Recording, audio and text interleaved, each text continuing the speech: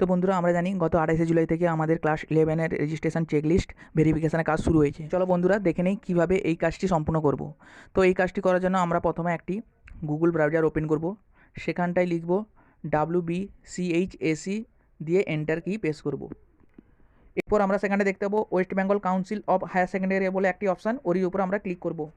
এরপর আমাদের সামনে চলে আসবে কাউন্সিলের হোম পেজ। সেখানটায় আমরা ইনস্টিটিউশন লগ ইন বলে একটি অপশান পাবো, ওর উপর ক্লিক করব। ক্লিক করলে আমরা দেখতে পাবো ইউজার নেম পাসওয়ার্ড। তো আমরা ইউজার নেম পাসওয়ার্ড আমরা এখানটায় বসিয়ে দিব। তারপর নিচের দিকে দেখতে পাবো ক্যাপচার কোড বলে একটি অপশান। তো ওই ক্যাপচার কোডটি বসিয়ে দিয়ে আমরা লগ ইনে ক্লিক করব। তো লগ ইনে ক্লিক করার পর আমাদের সামনে সেই রেজিস্ট্রেশন চেকলিস্টের হোম পেজ খুলে যাবে, অর্থাৎ ড্যাশবোর্ড আমরা দেখতে পাবো। সেখানটায় বাম দিকে আমরা চলে যাব। বাম দিকে আমরা দেখতে পাবো ফর্মস বলে একটি অপশান, ওই ফর্মসের উপর আমরা ক্লিক করব। ক্লিক করলে সেখান থেকে দেখতে পাবো স্কুল অ্যাপ্লিকেশান বলে একটি অপশান, সেই স্কুল অ্যাপ্লিকেশানে আমরা ক্লিক করব।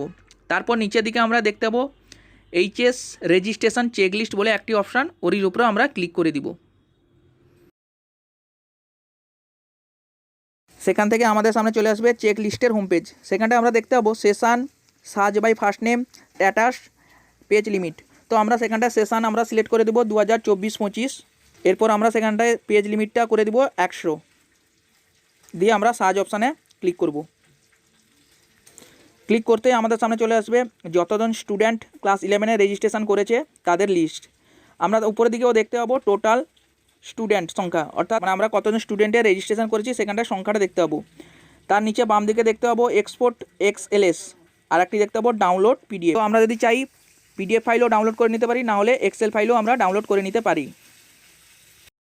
এরপর আমরা যেই ছেলেটির তথ্য ভেরিফাই করব সেই ছেলেটির নামের সোজা আমরা দেখতে পাবো দুটি অপশান, একটি এডিট একটি ভিউ। তো আমরা ভিউ অপশানে গিয়ে ক্লিক করব।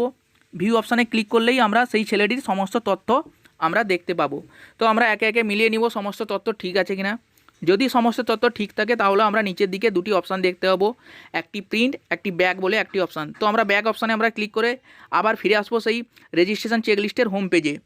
এরপর আমরা যদি কোনো ছেলের তথ্য ভুল থাকে সেখানটায় আমরা দেখতে পাবো ওই ছেলের নামের সোজা নিচে এডিট বলে অপশান। তো ক্লিক করলেই ওই ছেলেটি যে তথ্যটি ভুল আছে ওটি আমরা ঠিকঠাকভাবে বসিয়ে দিব।